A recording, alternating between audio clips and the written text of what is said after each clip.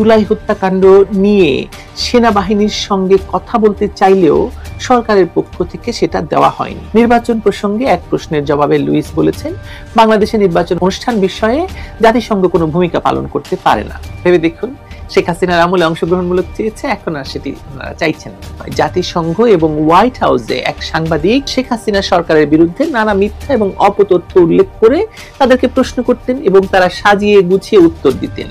সেই সাংবাদিক তার সেই সার্ভিসের জন্য এখন মেক্সিকোতে রাষ্ট্রদূতের পুরস্কারটি জিতে নিয়েছেন। সুপার পাওয়ারের এজেন্ডা বাস্তবায়নকারী কোনো প্রতিষ্ঠান বা জাতিসংঘের পৃথিবীতে প্রয়োজন আছে কিনা তা নিয়ে কিন্তু বহুদিন ধরে বিতর্ক চলছে।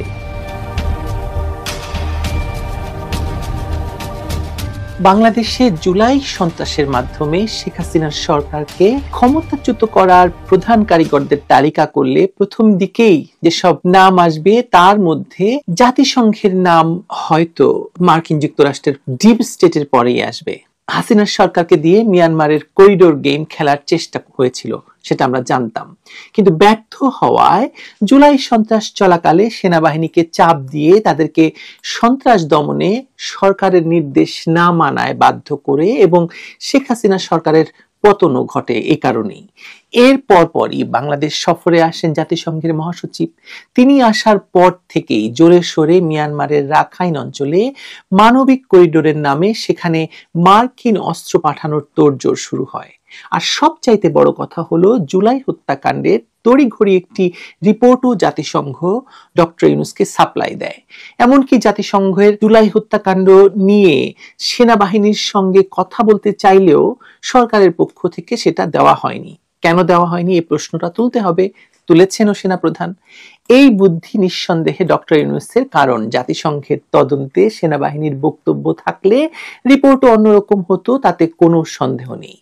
এখন জাতিসংঘের সেই রিপোর্টই সরকারের আজ্ঞাবহ আন্তর্জাতিক অপরাধ ট্রাইব্যুনালের অন্যতম প্রমাণ শেখ হাসিনা সহ আওয়ামী লীগ নেতাদের ফাঁসি দেওয়ার জন্য। কিন্তু সেই রিপোর্টে কিন্তু জাতিসংঘ থেকে স্পষ্ট বলা হয়েছিল যে এর ভিত্তিতে যদি কোনো রাজনৈতিক দলকে নিষিদ্ধ করা হয় তাহলে বাংলাদেশের সুষ্ঠু নির্বাচন প্রক্রিয়া ব্যাহত হবে। ওমা, এতদিন পরে এসে বাংলাদেশে নিযুক্ত জাতিসংঘের আবাসিক প্রতিনিধি মিস গোয়েন লুইস বলছেন যে কোনো দল অংশ না নিলেও চলবে, শুধু জনগণ নির্বাচনে অংশ নিলেই নাকি নির্বাচন সুষ্ঠু হয়। বাংলাদেশ সংবাদ সংস্থার এক খবরে বলা হয় যে জাতীয় প্রেস ক্লাবে ডিক্যাব টকে এমন মন্তব্য করেছেন বাংলাদেশের জাতিসংঘের আবাসিক প্রতিনিধি ও সমন্বয়কারী গোয়েন লুইস। নির্বাচন প্রসঙ্গে এক প্রশ্নের জবাবে লুইস বলেছেন, বাংলাদেশের নির্বাচন অনুষ্ঠান বিষয়ে জাতিসংঘ কোনো ভূমিকা পালন করতে পারে না। নির্বাচন অনুষ্ঠানের বিষয়টি রাজনৈতিক সিদ্ধান্ত, বাংলাদেশে জনগণ এবং রাজনৈতিক দলগুলো সিদ্ধান্ত নেবে কখন নির্বাচন হবে। তিনি আরো বলেছেন, অন্তর্ভুক্তিমূলক নির্বাচন মানে সব রাজনৈতিক দলের অংশগ্রহণ নয়। জাতিসংঘের সংজ্ঞা মতে সমাজের সব শ্রেণী পেশার মানুষের অংশগ্রহণকেই অংশগ্রহণমূলক নির্বাচন বলা হয়। আমি এর আগে একটি ভিডিওতে বলেছিলাম যে জাতিসংঘ ইতিমধ্যেই সরকারের সঙ্গে একটি চুক্তি সই করেছে বাংলাদেশের মানুষকে নির্বাচনের জন্য প্রস্তুত করার জন্য, শিক্ষা দেওয়ার জন্য, যেন বাংলাদেশের মানুষ কখনো নির্বাচনে অংশ নেয়নি, বাংলাদেশের মানুষ নির্বাচন কি তা জানে না। 73 সাল থেকে বাংলাদেশে নির্বাচন হয়ে আসছে, আমরা জানি।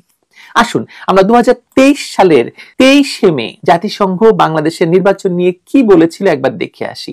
তখন মনে রাখতে হবে আমাদের, তখন শেখ হাসিনার সরকার ক্ষমতায় ছিল। বাংলাদেশে বিশ্বাসযোগ্য, শান্তিপূর্ণ ও অংশগ্রহণমূলক নির্বাচন দেখতে চায় জাতিসংঘ। সংস্থাটির মহাসচিব অ্যান্টনিও গুতেরেসের মুখপাত্র স্টেফেন দুজারিক এ বার্তা দিয়েছেন। সোমবার জাতিসংঘের নিয়মিত ব্রিফিং এ এক প্রশ্নের জবাবে তিনি এই কথা বলেন। আপনাদের মনে থাকবে যে সেই সময় জাতিসংঘ এবং হোয়াইট হাউসে এক সাংবাদিক শেখ হাসিনা সরকারের বিরুদ্ধে নানা মিথ্যা এবং অপতথ্য উল্লেখ করে তাদেরকে প্রশ্ন করতেন এবং তারা সাজিয়ে গুছিয়ে উত্তর দিতেন। সেই সাংবাদিক তার সেই সার্ভিসের জন্য এখন মেক্সিকোতে রাষ্ট্রদূতের পুরস্কারটি জিতে নিয়েছেন এবং অন্য সকল রাষ্ট্রদূতের চেয়ে তার র্যাঙ্কও অনেক উঁচুতে তোলা হয়েছে। সে অন্য প্রসঙ্গ বটে, তবুও সে সময় সাংবাদিক কি প্রশ্ন করেছিলেন দেখুন। ব্রিফিং কালে এক সাংবাদিক বলেন, আগামী নির্বাচনকে সামনে রেখে বাংলাদেশে বিরোধী নেতা কর্মীদের গ্রেপ্তার, দমন, পীড়ন শুরু করেছে বর্তমান সরকার। আমরা দেখতে পাচ্ছি বাংলাদেশে জাতিসংঘের আবাসিক প্রতিনিধি গোয়েন লুইস বিরোধী দল এবং ক্ষমতাসীনদের সঙ্গে তার সম্পৃক্ততা জোরদার করেছেন। বাংলাদেশ একটি নিরপেক্ষ এবং অবাধ নির্বাচন অনুষ্ঠানের বিষয়ে জাতিসংঘ মহাসচিবের অবস্থান কি, এমন প্রশ্নের জবাবে মুখপাত্র স্টিফেন দুজারিক বলেন, এ বিষয়ে আমাদের বার্তা খুবই স্পষ্ট। বিশ্বের অন্য দেশের নির্বাচনের ক্ষেত্রেও আমাদের বার্তা একই। বাংলাদেশের নির্বাচন বিষয়ে আমি স্পষ্ট করে বলবো, আমরা সেখানে একটি বিশ্বাসযোগ্য, শান্তিপূর্ণ এবং অংশগ্রহণমূলক নির্বাচন দেখতে চাই। ভেবে দেখুন, শেখ হাসিনার আমলে অংশগ্রহণমূলক চেয়েছে, এখন আর সেটি ওনারা চাইছেন না। বেশ, কিন্তু শেখ হাসিনার আমলে সকল দলের অংশগ্রহণমূলক, শান্তিপূর্ণ এবং বিশ্বাসযোগ্য সবকিছু চেয়েছেন, আর এখন এসে গোয়েন লুইস বলছেন নির্বাচন সরকারের নিজস্ব সিদ্ধান্ত, কোনো দল অংশ না নিলে তাকে অংশগ্রহণমূলক বলা যাবে না, এমন নয়, ইত্যাদি ইত্যাদি। এই তো জাতিসংঘ, যখন যেখানে যেমন দরকার তেমন ভাবে এই কথা বলে। তবে বেশি দিন আর বোধহয় তারা এই পোদ্দারি করতে পারছে না, কারণ বিশ্বখ্যাত দ্য ইকোনমিস্ট আমাদের জানাচ্ছে যে টাকার অভাবে বেতন দিতে না পারা জাতিসংঘ আগামী 1 মাসের মধ্যেই দেউলিয়া হতে যাচ্ছে। এমনকি যে শান্তিরক্ষী বাহিনীতে রাখার দোহাই দিয়ে বাংলাদেশের সেনাবাহিনীকে সরকারের নির্দেশ অমান্য করতে বাধ্য করা হয়েছে, সেই শান্তিরক্ষী বাহিনীও আর চালাতে পারবে না জাতিসংঘ টাকার অভাবে, এবং এ নিয়ে সন্দেহ দেখা দিয়েছে। জাতিসংঘের সবচেয়ে বড় তহবিল সরবরাহকারী আমেরিকা এবং চীন জাতিসংঘকে আর অর্থ দিতে পারবে না বলে জানিয়ে দেওয়ার পর থেকেই এই সংকট শুরু হয়েছে। ইতিমধ্যেই এই শান্তিরক্ষী বাহিনীতে নতুন সদস্য সংগ্রহ বন্ধ করা হয়েছে। হোয়াইট হাউস থেকে লিক হওয়া কাগজপত্র এমনটাই বলছে। বাংলাদেশে দেখেন কারা কারা জাতিসংঘের সঙ্গে ঘনিষ্ঠভাবে কাজ করে, আর কাদের বিরুদ্ধে বিগত জুলাই সন্ত্রাস, মার্কিন ডিপ স্টেটের টাকা নিয়ে ঘটানোর একটি ভয়ঙ্কর হত্যাকাণ্ড ঘটিয়ে শেখ হাসিনাকে সরকার উৎখাতের অভিযোগ কাদের বিরুদ্ধে রয়েছে, চলুন দেখা যাক। আমরা জানি কাদের বিরুদ্ধে রয়েছে। এই যে ছবিটি, জাতিসংঘের আবাসিক প্রতিনিধি সহ আইন সহায়তা সংক্রান্ত প্রতিনিধি এবং বাংলাদেশের কথিত সুশীল সমাজের প্রায় সকলকে উপস্থিত আছেন, আপনারা দেখতে পাচ্ছেন। জুলাই সন্ত্রাসের সঙ্গে এদের সকলের নাম জড়িত আছে। তার মানে মার্কিন ডিপ স্টেটের দেওয়া টাকা এদের সঙ্গে জাতিসংঘও পেয়েছে। এভাবেই তারা কাজ চালিয়েছে এতদিন এবং চালায় দেশে দেশে। মার্কিন যুক্তরাষ্ট্রের ডিপ স্টেটের বাহু হিসেবে কাজ করা জাতিসংঘ এতদিন মূলত সদস্য রাষ্ট্রের টাকায় শক্তিশালী রাষ্ট্রসমূহের স্বার্থ রক্ষার কাজটি করে এসেছে।